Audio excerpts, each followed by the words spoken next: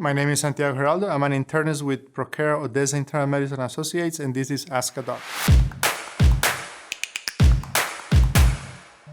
What wellness screen should I have done on a yearly basis?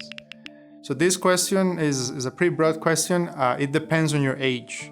So, for example, everybody should have a blood pressure screen every year, and everybody should have a cholesterol screen every 5 years, maybe also blood sugars depending on weight and other parameters.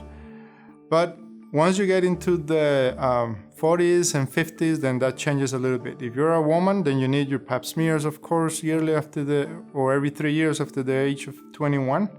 You need your mammogram after the age of 40. And then on men, you need to check your PSA, which is your prostate level, every year. And then, of course, some blood work. And women also, you have the mammograms, the pap smears. As you get older, at age of 65, you need your bone densities. And of course, everybody after the age of 50, and maybe in the future, in the near future will be after the age of 45, colon cancer screenings, which could be done in a different ways, but usually colonoscopies and other procedures. What vitamins should I be taking during the winter? So this question is actually pretty frequent, not only for the winter, but for every time of the year. Patients usually want you to tell them what to take vitamin-wise. I'm not a big doctor on vitamins. I think vitamins, if you have a good diet, you don't need them. For people 50 and older, vitamin B12 is a good supplement. For most people after the age of 50, also vitamin D is a good supplement also. Other than that, really would be very specific depending on the diseases or illnesses that you have. Like if you have problems with your eyes, you want to have vitamin A. If you have a very good balanced diet where you have vegetables and fruits, you really don't need any vitamin supplements. How does my family history affect my risk for certain conditions? Also a very broad question.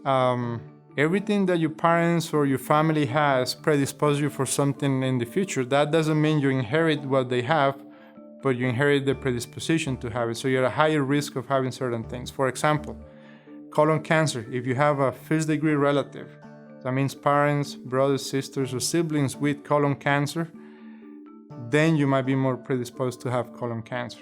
Same thing with breast cancer, ovarian cancer, or other cancers at all.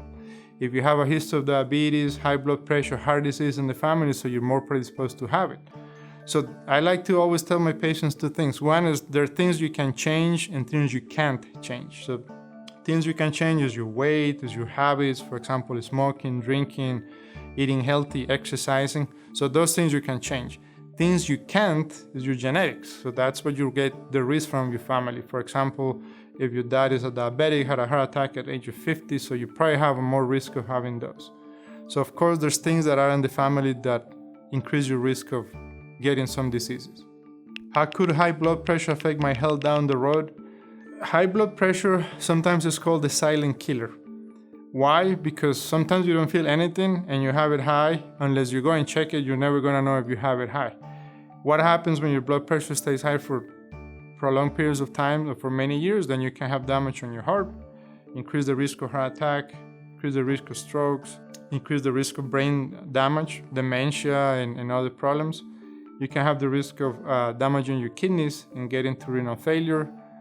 And usually high blood pressure comes associated with many other things like high cholesterol, diabetes, and it comes also from other things like obesity and other issues. So high blood pressure is something that you need to know if you have it and that you need to treat if you have it.